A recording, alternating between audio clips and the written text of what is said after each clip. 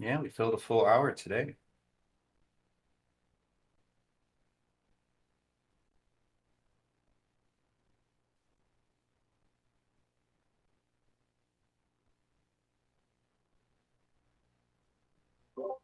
Okay. FaZe, I see you up here, but I don't hear anything. You'll be back. Did she? Good morning, all. How's everyone Hey, doing? we're doing well. Good. Hello, hello. There he is. Mm, Oh yeah, you Welcome can hear back, me now? Faze. Thanks, man. Yes. Yeah, I did the bounce on the phone. Yeah, nice to have you here, Ditchy. You got here before me. Awesome. Thank you. Uh, the as you guys know, everyone who's here, it's been kind of slow in the DAO. We don't have any live proposals. Kind of hoping that happens soon though, because I would like want to test it out on base and just see what the VP looks like now. But yeah, soon I guess. Uh, the only things we have scheduled today were Ditchy. Uh, he has a presentation um, to do with the his third legal consult. So looking forward to that. And then I think Bingo Bongo said he might join us about what you guys were talking about earlier. I guess it's pronounced Gotchi strategy. I was gonna say Gotchster because I had no idea. But yeah, he's not. I don't see him here. So yeah, if he joins us later, we'll bring him on. But Ditchy, go for it, man. Floor is yours. All right. Thank you very much. Um, so I'll start with a quick recap on the overview of everything I've been working on since the last core prop went through the legal bounty to secure general counsel for the DAO. So, as we all know, I went out and interviewed three different legal firms of varying capabilities. So, I'll do a quick rundown of who I talked to and what each one supplies. The first one we're all familiar with because they've joined us in a DAO call and been in the chats for a little while, and that would be Alex over at DAObox. So DAObox is a Ukrainian company based out of Kiev. It was founded by ApeLaw, which is Sergey and Pavel, and they are a joint force kind of company. They provide international legal counsel for DAOs, and also DAObox is set up to represent DAOs as a functional executive business consulting firm. So primarily they work in the area of startups where they help advise startup founders on tokenomics, GameFi, legal structuring, governance, putting the frameworks for their project in place. But when they're working with a company like ours or a group like ours, it's more about restructuring for maximum efficiency and maximum equality within our DAO. So the two pieces that they can offer us, primarily, the primary service would be foundation management. So the foundation company that is attached to the Aavegotchi DAO, as we discussed before, is not a legal wrapper in the strict sense, where it does not provide limited liability protection for our members when we vote on our internal policies. It works more like a company in parallel to our DAO that manages that ideally it manages the treasury and has a mission for what the DAO wants that treasury spent on outside of the functions of the air quotes company. So, in to give a quick analogy, if Aavegotchi DAO owned its own internal development studio for all of its blockchain development aside from Pixelcraft. Say we minted our own recognition NFTs, released our own POAPs, did some of our own DAO blockchain development, then the foundation would be the firm that runs the treasury and pays out those grants, those bounties, and contribution rewards to DAO members. Hopefully that makes sense. The next company I interviewed was a recommendation by, I believe it was Immaterial, and he had mentioned that another company called Legal Nodes is in the same space and providing the same or similar service to DAObox. So I got on an interview call with them, or consultation call, and the long and the short of it is they do not provide legal service. They are more of they're a bird dog company. So you say, I need legal service to represent me in this jurisdiction, and they'll go network on your behalf to find you that legal representation. They do have in-house legal counsel. They do not provide general counsel to the DAO. That is not a service we can purchase from them. And they weren't able to answer a single legal question that I threw at them. It was all, well, I would have to take that back to our counsel and see what they have to say. So that second interview was kind of, we just kind of went in circles without really getting a clear idea of what they could provide the DAO beyond just networking on our behalf. So the third interview I did was just, let's see, today's Saturday, just a few days ago. I got on the phone, or got on a call with Victoria Wells. She's a native Australian, big legal. So I'll go ahead and post up her firm's capability statement here for everybody to review. Bear with me just a moment while I get that. All right, so she comes from a background of big corporate business law, like Fortune 500 and beyond international corporations. And she decided after 15 years in that field, she wanted to take her experience out of that space and into a more of a startup area with DAOs, because she is a Web3 native herself, and everybody in her firm is also Web3 native. And if there's any question about that, just take a look at the name of her law firm. It's ApeLaw. So she's a Web3 native. She's been working in the DAO space for multiple cycles now. And as a matter of fact, she is the general counsel for Illuvium DAO, and has been, I think she's assisted them with 2 or 3 separate governance restructuring within their DAO to keep their project moving forward. So this one's got the chops. We talked at length, had a great conversation, and I walked away from that conversation with more hope for the future of our project than I have with anybody else I've interviewed. And here's the reason why.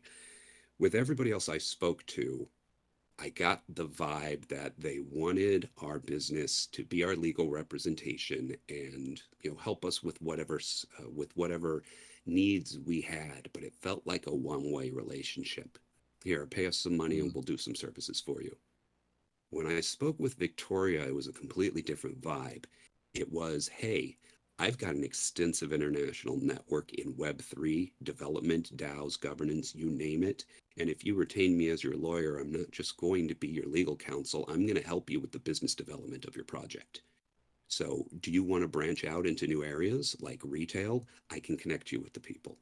Do you want to branch out into areas like soul-bound NFTs tied to your Aavegotchis? I can introduce you to that development team in South Korea. And she really vibed with the idea of one of the core principles of the Aavegotchi project back in our white paper, which was a gamified financial education tool set. Mm-hmm. Where we could teach, especially youngsters coming into this game environment, about the fundamentals of DeFi and financial literacy in general. And that's when, like on that call, we just started brainstorming, just talking about where everything could go from here. So I, excuse me. So I highly recommend everybody in the chat jump in and read that PDF that I just posted up, as well as the PDFs from 2 weeks ago when I posted up the governance framework that was recommended by Aurum Law. So both Aurum and ApeLaw are in the business of writing the governance frameworks for DAOs. Because we're such a new concept, There was no legal framework that we could plug into to interface with real world. And I don't want to go too far into the weeds of all of that specialty language of art, but it simply put a loose confederation of individual human beings does not have a legal body to represent it. Our collective cannot sign contracts. It cannot open bank accounts. It cannot enter into deals. It can't sue. It can't be sued. It can't do any of the transactional stuff that happens in the legal space. You have to have an entity wrapped around it, LLC or otherwise. And prior to recently, there was no legal framework for how to do that and have it recognized by courts in any jurisdiction. So Lex DAO is one of the leaders in this space. They are a legal, not a legal consulting firm, they're the legal framework developers for Web3. And all of the Web3 native lawyers are in there having these arguments about, well, how do we structure? What are the frameworks? What are the legals of which jurisdictions will allow DAOs to exist? And right now, your forerunners are Ukraine, Dubai, and well, there are a couple small ones in the U.S., but our regulatory environment is so wonky right now that it's too sketchy to play here.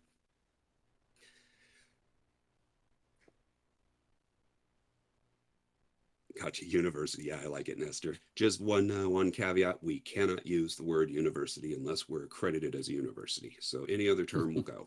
Any other term will fly. Oh, yeah, absolutely, Nadiel. We could be structured as the greatest onboarding into Web3 because we've got the kind of project where we can obfuscate or hide all of the Web3 functionality of what our project does and just streamline the onboarding. People know gaming. People know how to swipe a credit card to do microtransactions, and they don't even need to know that there's a Web3 backend until they're in the environment, comfortable with it, and now they want to transact. Yeah, gotcha. You would fly. You got it in material. Those guys right there. That is Victoria Wells.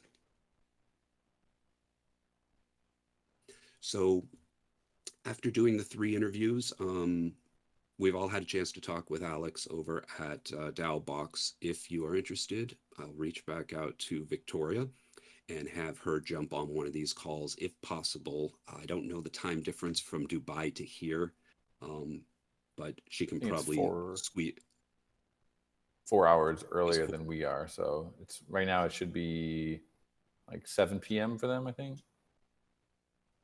Oh, yeah, she could do a 7 p.m. Yeah, she might be willing to do that. Any mention of costs? Yes, indeed. So I talked to her about what the schedule and the structure might look like, and she said she would jump into our DAO channels in Discord and do voice calls with us on the DAO hour, and in 2 to 3 sessions we could have a full governance framework built out that we could take to vote. Now, I doubt we would move it that quickly. There would be a lot of discussion on that, but my recommendation would be for something at this scale, let's not do it in the chats. Let's do it with the active participants in the DAO, which are on this call right now. Instead of having starting the lengthy discussions in text form, we brainstorm right in here and have real-time feedback about what we want to see the governance structure look like and build a framework around that. And then, of course, we have to do the PR campaigns to get it out to the rest of the DAO to let them know what we're working on and get as much feedback as we can before we send it out to vote.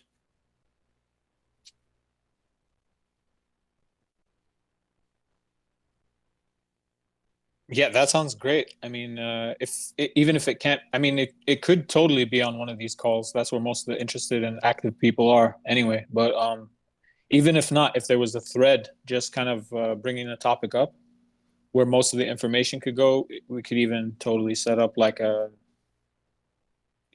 special call just for that meeting and anybody who's Mhm. interested to listen in would just come in, and then afterwards we'd have some notes or whatever. Yeah, Mhm. exactly. Foreign. Yeah. Yeah, it'd be great to do it as a hybrid setup where we do the actual planning here in the voice chat, and then we brain dump the whole thing into the DAO discussion channels, and so that we can have a permanent copy of everything we discussed. Yeah. So there are a number of different governance structures that are emerging in what's being called DAO 3.0. This is the third evolution of DAO structuring based on all of the real world case studies that everybody's found out about, different struggles for different projects. And there are two forerunners right now. One of them I posted up in the previous document. I can post it again. This comes from ApeLaw. They did a lengthy legal paper on called Harmony. It's a DAO 3.0 framework, and it's a governance framework of their own design. Victoria's also written her own framework, and we can compare and contrast the two. We discussed the forerunner in most of the DAOs today in Web 3.0 seem to be leaning towards a bicameral parliamentary system, or in plain English, a two-house voting body like you have in the US or all of the British parliamentary systems, where you have a more powerful house with fewer members, and you have a less powerful house with the general voting populace. And the way you would divide those two voting blocks up, sky's the limit on how it could be done.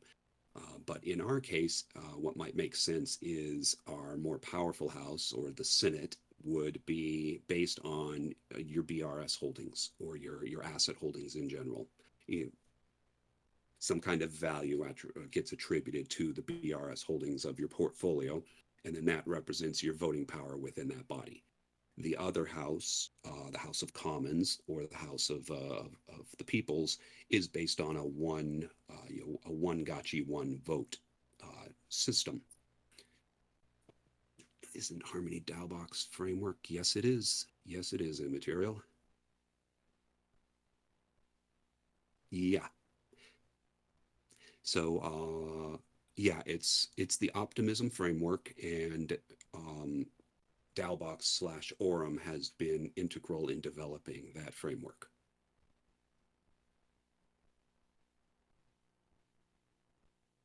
So can I get some feedback?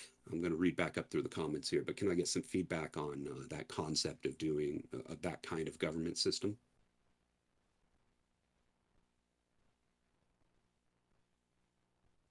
So who would be the kind of higher tier, or like what's the proper term for it?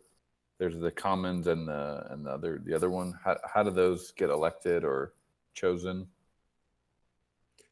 Well, as far as the naming conventions, I'm not going to use real world parallels because they've got too much stigma. House of Lords is like, that's your landed gentry.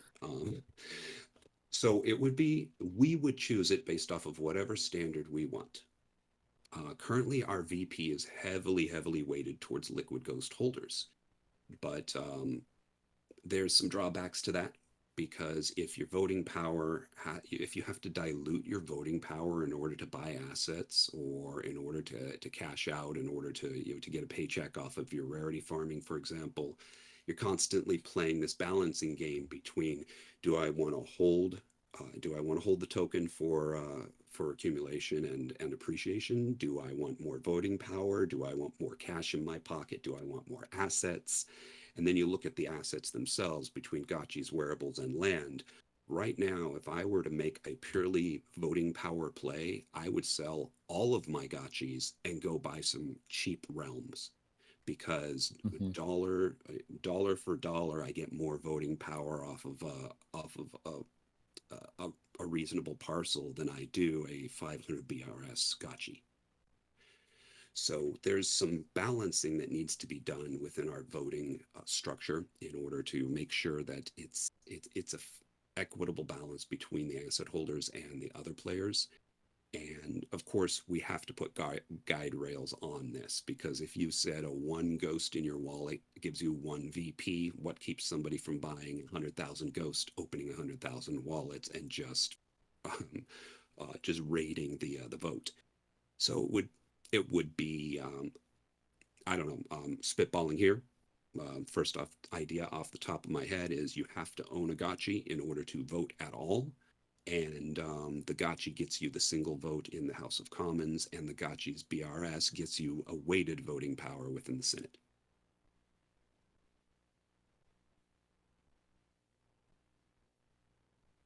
And doing something like that without having the use case for BRS in the games just yet, our use case for BRS is voting strength.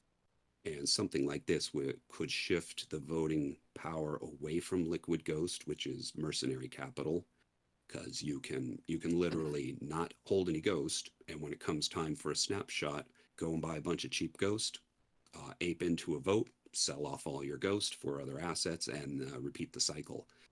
But if you need powerful gotchis and valuable assets to have voting power in the DAO, well, then we've got some staying power. It locks value into the assets. It's almost like staking your tokens.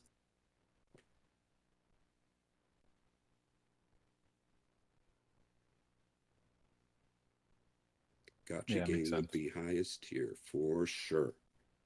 Yeah, we want our most I don't know if I speak for everyone, but I would want our most active members, our biggest holders, and our most active contributors to the DAO to have the most say in what direction the DAO moves.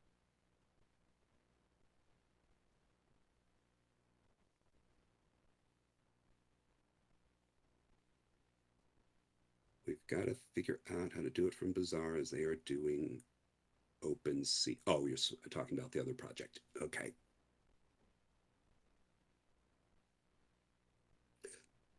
So feedback on all of that. I know I tend to be a little long-winded explanations, and it takes a while to parse out everything I said.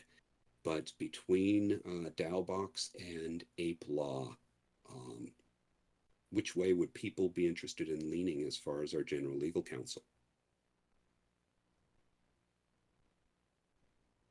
Should I put Hard up to a say. poll? Like, does would ApeLaw be? Do you think that they would be more engaged than DAObox? Oh, 1,000%. Yeah. They would, as our legal counsel, they would also be embedded with our project to help us with future business development, not just running our non-functional foundation, which doesn't do anything yet. They would actually be out there networking us with other projects and helping us, or advising, That's cool. helping, showing us new areas that we could expand into, helping us create partnerships. So here's an example of what Victoria illustrated to me on the call. She said, when you're in K through 12 down in Australia, the state actually has financial literacy in their educational program. And so when you're a little kid in Wow. like third, somewhere between third and fifth grade, they give you a stuffed animal, and they call it a dolomite. And the dolomite is like it's your piggy bank and ID. So it allows minors to go into the bank, and with that teddy bear as their ID, they can open bank accounts with as little as a $1 deposit into the bank.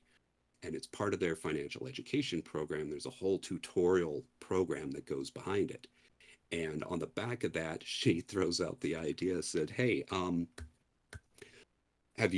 might you consider having Aavegotchi plushies that act as your soulbound NFT binder? Like, are you talking about having an Aavegotchi themed, I don't know, ledger wallet? Because we discussed that in the DAO probably about a year ago. And she said, yep, that's what we're talking about. I can introduce you to the team doing soulbound NFTs up in South Korea.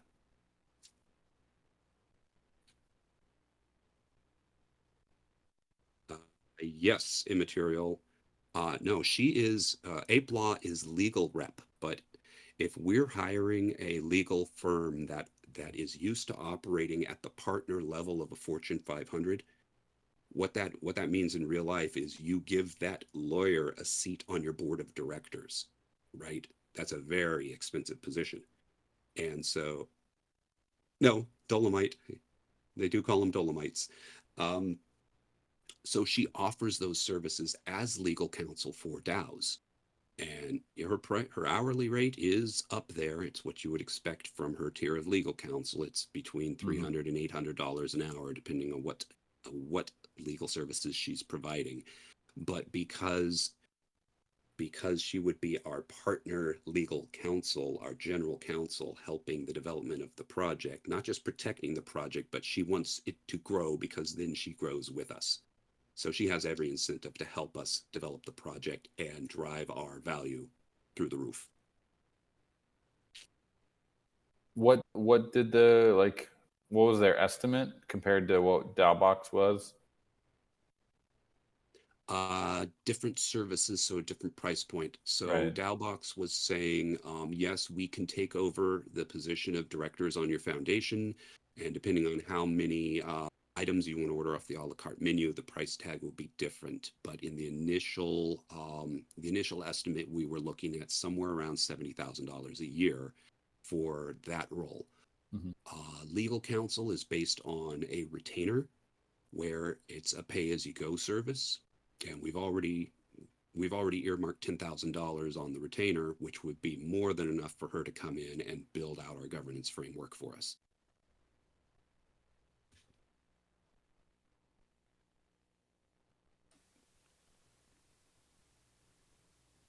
How much then would it cost her? Because she's going to build the governance framework. What would be her yearly, like, his, she would be on the board of directors, you said, right? No, she would give us services as if she was on the board of directors for an executive team. So ongoing expenses, because it sounds like she'll, for her services, she'll set up everything that we want Dowbox to set up. But in terms of directors, in terms of managing it, what does she do at that point, and what are the costs of those services? A couple of different things. Either we can run the foundation and various other companies in-house by voting in councils. Option two is she could refer us to somebody and help us recruit somebody to run those roles. Option three, we could go right back to Dowbox and say, all right, we want you to run the daily operation and compliance of our foundation. We're still going to be the voting body, and Victoria is our lawyer.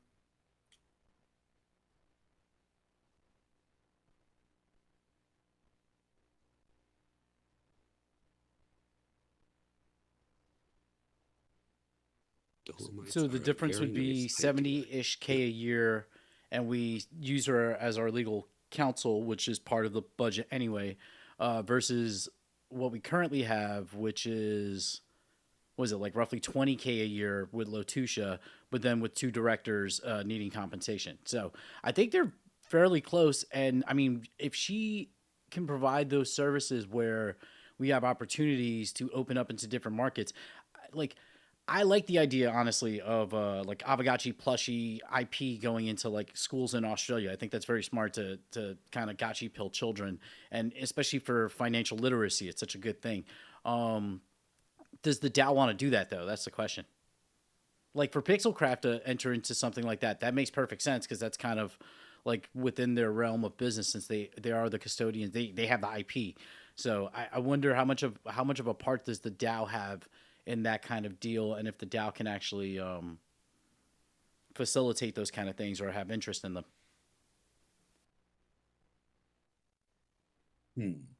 I'll let everybody else answer on that one before I weigh in.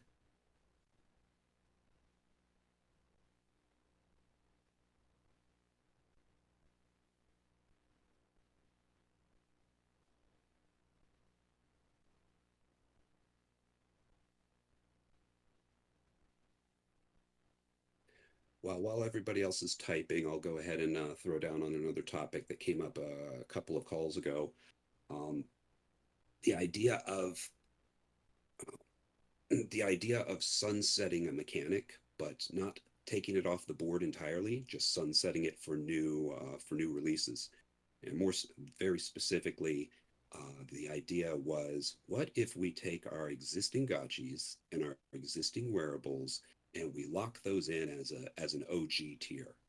And every wearable that gets launched from this point forward has different functionality than what our original wearables have.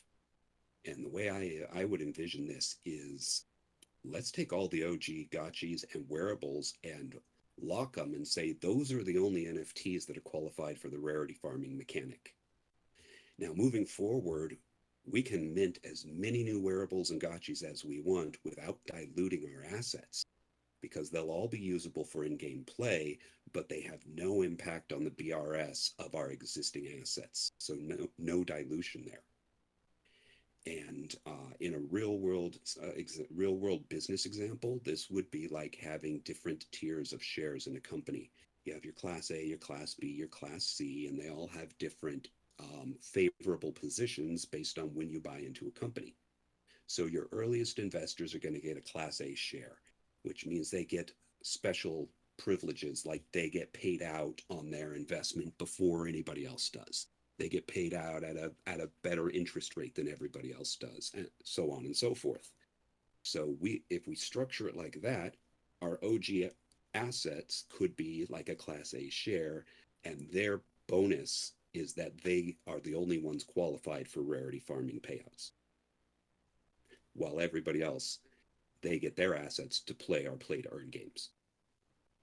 Well, I think that actually, like, the whole idea about the asset classes, I mean, in the US we saw the SEC kind of like lighten up on like their stance on crypto and utility, like where this veil has been lifted, where rev share is not an evil word anymore. So I'm surprised the DAO hasn't talked about that, because we can now move forward hopefully in a safer environment where we can build games or experiences, and the DAO earns revenue that it can redistribute to asset holders as an ongoing like business affair. It depends on how we do it. It could theoretically, we could be doing that with our staking rewards right now. Like our ETH that's earning more ETH, we could be distributing like 10% of that to members of certain asset classes and not really run afoul of regulatory stuff in the US at least. And this is just based off of statements that the SEC made. Doesn't mean that Europe will be fine or Asia or wherever else, but it's just intriguing to think about like the ability to the share-based asset class thing. Oh yeah, and in hindsight, from my conversations with the lawyers over at Aurum, come to find out that the foundation company can in fact distribute revenues from the treasury to the DAO members, because the legal stipulation is it cannot distribute revenue to its own members, but our foundation doesn't have any members. So the DAO is a completely separate body from the foundation company. So if we use the foundation company as our treasury management corporation with a mission statement strictly locked in, saying these are the percentages that you can spend the money on, here's what you can and can't do with the money, but yeah, we could very easily run rarity farming and other GameFi right back into the DAO without running afoul of regulation. Yeah, I'm seeing what Immaterial's writing. I think this would be great. Can we get a write-up for some like-for-like options to compare along with pricings? Yeah, because I feel like I need to see something visually, like what the option of ApeDAO plus ApeDAO by itself running the whole operation, including helping us form the legal entities, all that stuff. The option of DAO Box plus ApeDAO as the general counsel, or like ApeLaw, yeah. ApeLaw, sorry, and then not the DAO, please. Oh, You and then the option of what we currently have, which we kind of already know, so you don't even have to add that, but it'd be good for comparison, because it sounds like DAO Law currently, I mean, DAO Box currently would be the most attractive option with the ApeLaw combination. But if ApeLaw can do the other things, and then we could pay them as an ongoing affair as we cross those bridges for those networking opportunities. Because to be honest, like they probably have a lot of networking ins that can help us as a DAO to get BD and other opportunities for builders, but also to get the IP or whatever we control of the IP out there. It'd be great to hear what, like, Coder Dan, like in terms of stuff like the plushie stuff, is that more of a Pixelcraft contract, or can the DAO do stuff like that? We've explored plushies like multiple times. It's just not like, I think sometimes for me, like not being in the US is kind of makes it tricky. I'm here in China, but there's like, I'm almost like, it's an inundation of crappy plushies everywhere. And I've chatted with many suppliers about it, but ultimately I'm like, I've never like found any ones that didn't make us commit to like a huge order, and we're able to do things with high quality. So yeah, it's been something we've explored and have like for a long time. It's not that simple to just go and make like good high quality plushies. Yeah, But it's something we wanted to do. if it was part of a contract though with the government that's like, hey, we want to order these because we're going to distribute these to millions of children for our own program and have like a banking aspect that's crypto tied. Yeah, I mean, you'd probably want to have like a company like us facilitating that. Well, let me ask you a Doesn't have to question. be, but Yeah, because it feels like Let me outside ask of you the a question, scope of the Dan. power of the DAO. So, where we're at in the project right now, Pixelcraft has honestly a hell of a lot on its plate. With what you're looking, all the different roads you're, the game design, the game assets, the IP management, the development of the Gotchi verse, and the integration of all those things, the economics, tokenomics of all of that space. Um, Honestly, you've got an entire DAO right here that can crowdsource, divide, and conquer all of the other aspects of this project. It doesn't all need to run through Pixelcraft. You don't need it all on your shoulders. So yeah, we should have a conversation about which parts of this project should be just have the DAO take the load off of you.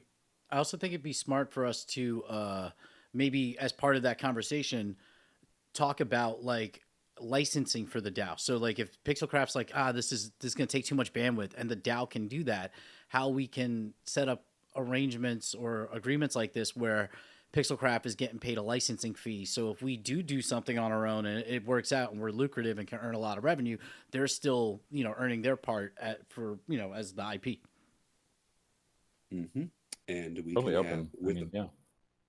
with our foundation company and potentially some kind of LLC to run the daily operations of the DAO. Aside from the treasury, we may or may not need both. Well, we will need both because the LLC is a liability wrapper around us. So that when we make a vote, the LLC is the one executing that vote. So the LLC gives limited liability protection to all of our members. And then on the side, the foundation is running the treasury. So with those two entities there, we can now enter into legal contracts as a collective. So any type of licensing agreement we want to do between the DAO and Pixelcraft, we can get that properly structured and not just a simple limited snapshot vote with whatever it is, 1,000, 1,500 words max. And Victoria said she'd be happy to help us get those kind of agreements set up between our two entities so that we have a clear delineation of who's doing what and there's no more questions about how we operate.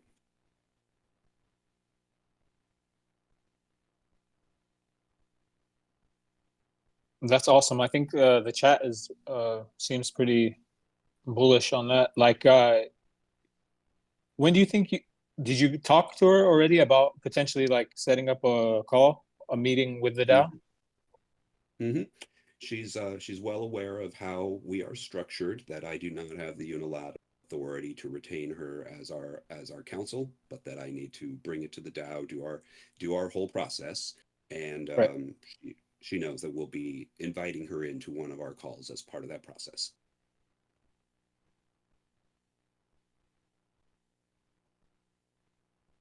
But yeah, she get it. Damn screensaver. If we get her in here to talk to our group, y'all get a much clearer picture because I can only relay so much legalese in and translate it into normal terms. It'll be crystal clear if you hear it straight from her mouth. So a reminder, we probably will have the guy, founder of Aragon, coming next week. I think that's October 4th. Just I wanted to give him a chance to like educate everyone about what the latest innovations from Aragon DAO for on-chain DAOs are. So he'll be dropping in next week. So if I have it correct in my head, Aragon would be like the software backbone Yeah. for our DAO governance systems. Right. Yeah, they basically we wouldn't have to code the whole thing from scratch. They've got some pretty sophisticated things that they've been working on. So it probably could work out with whatever structure that the DAO 3.0 is suggesting. Oh, that sounds like it's absolutely essential.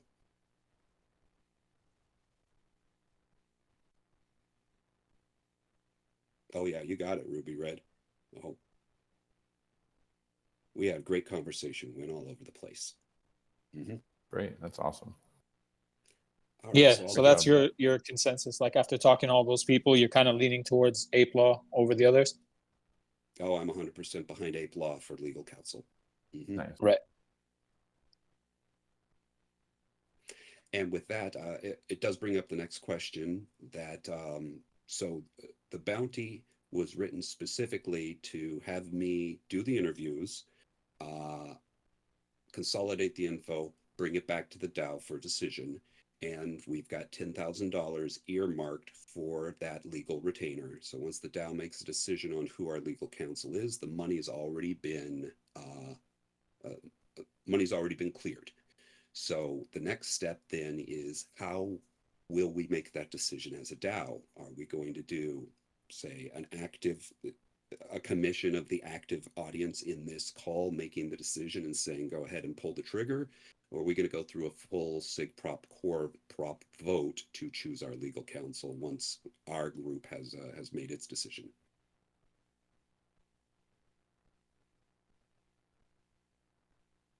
That's a good question. I feel like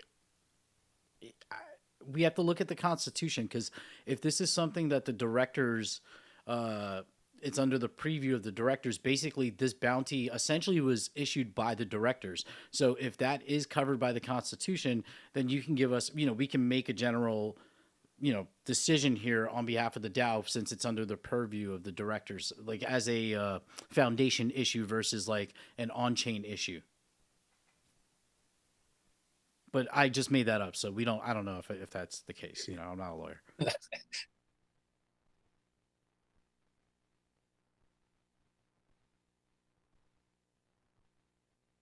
see what the material has to say.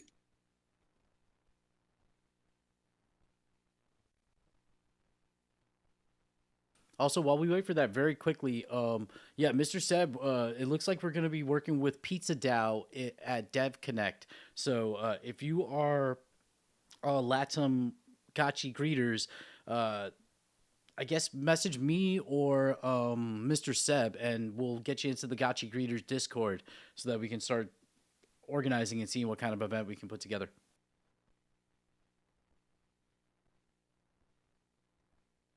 I agree. Immaterial. This should be like we get a presentation, we kind of then amongst ourselves, we pay for that presentation amongst ourselves, we discuss it for a couple weeks, and then we just make a decision. Yeah, because if we go with the full default resolution, full default constitution on this, we're looking at 2 months to make a decision on who the legal counsel will be, and then another 2 months to come up with a plan for our new governance to get that voted on. And if that clears, then 4 months from now, we've got ourselves a more streamlined governance model where we can move things a little more efficiently.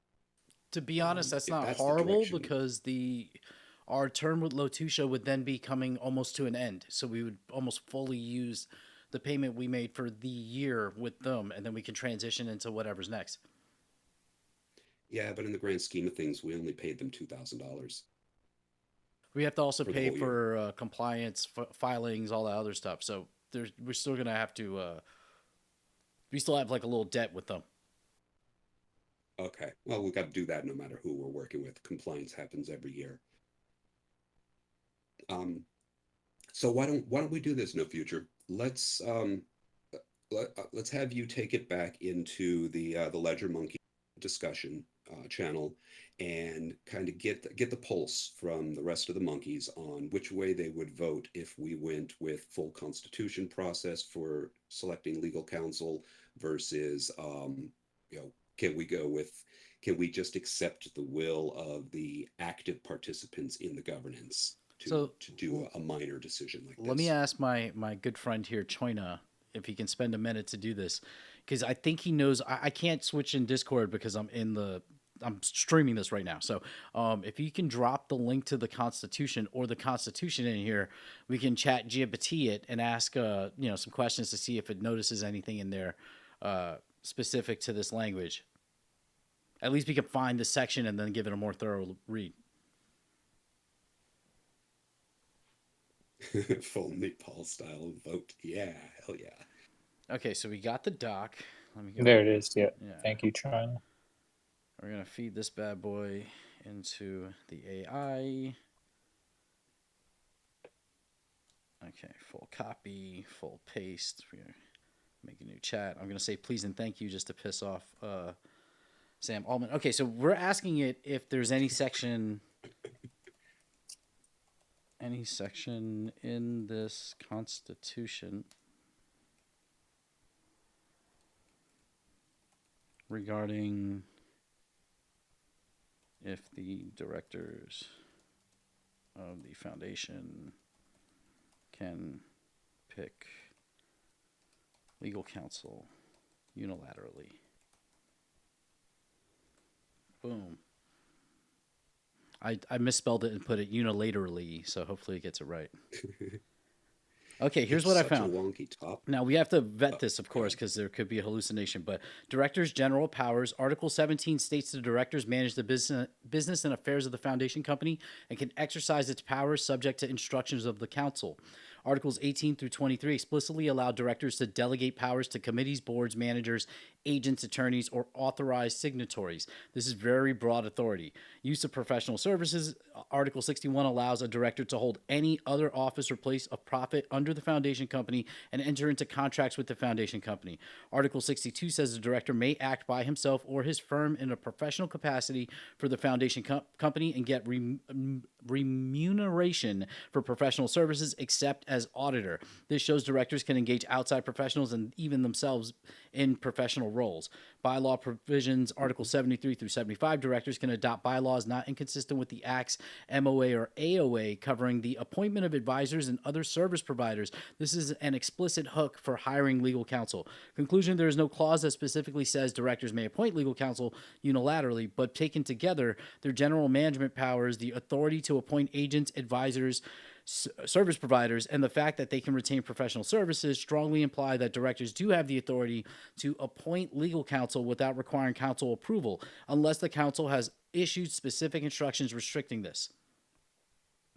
So it sounds like we are okay to say, let's get a presentation. We can have a open forum discussion. This is one that an emoji vote between the directors can work, but we can do it in public and we all weigh it, and then we'll do a public vote. Pick something as directors, and then we move forward because it seems well within the scope. Yeah, well, what I just heard from that synopsis and my previous reading of the Constitution is that the DAO Foundation directors have the unilateral authority to make executive decisions on behalf of the DAO Foundation, but because you don't have control of the Treasury, that limits your power from being able to make any purchasing decisions. Yeah, we have no budget, so we can't hire anyone unless the DAO allows us. So this is the beginning of the conversation then, that the foundation, it could be the multi-sig or some other group of people that we install to be the like guardians, essentially, that work along with our legal entities. They have a budget to do stuff. Like this could be the way where their budget is for more Web 2 things like partnerships with plushie manufacturers or, like Burger King. I don't know. We can do a lot of stuff. But that really only matters if we're crossing into the Web 2 lines. So we don't technically need that right now other than to just hire a legal counsel or a supervisor nominee or the corporate secretary like Lotusha to represent us. Outside of that, we haven't had to use any other services. So it might be yeah, see, this is Article 17. This is business and affairs in the foundation. Looks to me like it is up to the foundation directors. So just Nofu and Choina. So oh shit, then me and Choina get to we're gonna have to thumb wrestle to pick which one we want to pick. Are you team Choina or team Nofu? Unless you guys are on the same team, then we're good. Yeah. Well, you know what that sounds like to me, and I'm not the final say on this, but it sounds like Nofu and Choina can unilaterally decide which legal firm to retain, and we've already authorized them a budget to do it. Yeah, that's what I was thinking. Like if the DAO has already voted on the budget, then I think that's the bigger issue. Like I don't think, I'm not speaking for them, but I would assume that like the AFK kind of voter doesn't really care about who the legal entity is. You know what I mean? If they had a say in whether or not we should have one and what the budget for that would be. So like if they already voted on that, I'm just saying. Yeah, and immaterial just pulled from the original core prop, and my exact put the spending of that $10,000 directly in the DAO treasurer's discretion. So it's up to Maxi Crouton whether he vetoes. Is Maxi a he or she? He's a he. We went to McDonald's together. Okay, so yeah, that's important. We had a whole video connection about it. So yeah, you guys can make the decision, and then Maxi Crouton is the third vote in that trio. Sounds like a well-balanced vote to me. So the one thing I will say to this, because it makes perfect sense. Okay, so picking legal counsel, we have, because that's the advisory thing, makes perfect sense.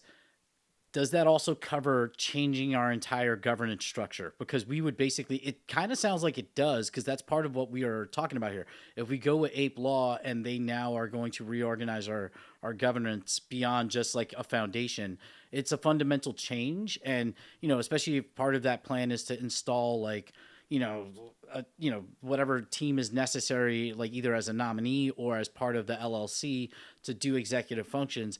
I feel like the DAO needs more of a say in that, because that's a change in ship to a degree for in a large part. Like if we're entering the Web 2 world, if the voting power says that it's down to do that, then I think it makes perfect sense. This, I feel like, just covers legal counsel. So we can make the choice on ApeLaw if we want them as our legal counsel. I don't think we can make the choice via this proposal that already passed to change the entirety of our governance without approaching the DAO again. Agreed. We can all collaborate to design the outline for that governance model, but then it has to be submitted for a full vote. Yeah, we like the idea is like you will provide us with these 3 alternative plans. We can very publicly, me and Choina and Maxi are not just going to make a decision. We'll talk to everybody and do that. We will then present these plans, the plan that we think is the best one to the DAO, and then the DAO will decide if they want to move forward with that change in governance, but we can pick the lawyer that we choose before that. It seems to make sense, I think, to go with ApeLaw because of the connections that could bring to the DAO, even if we don't fully use them for the foundation stuff. And then we can decide based on their guidance and counsel that we pay for in a couple, like in one hangout, maybe we devote a whole hour, pay $800 and get our, ask some really meaningful questions, organize this in advance, and we're not wasting even a second, and get the best advice we can get to move forward from there. Mm-hmm.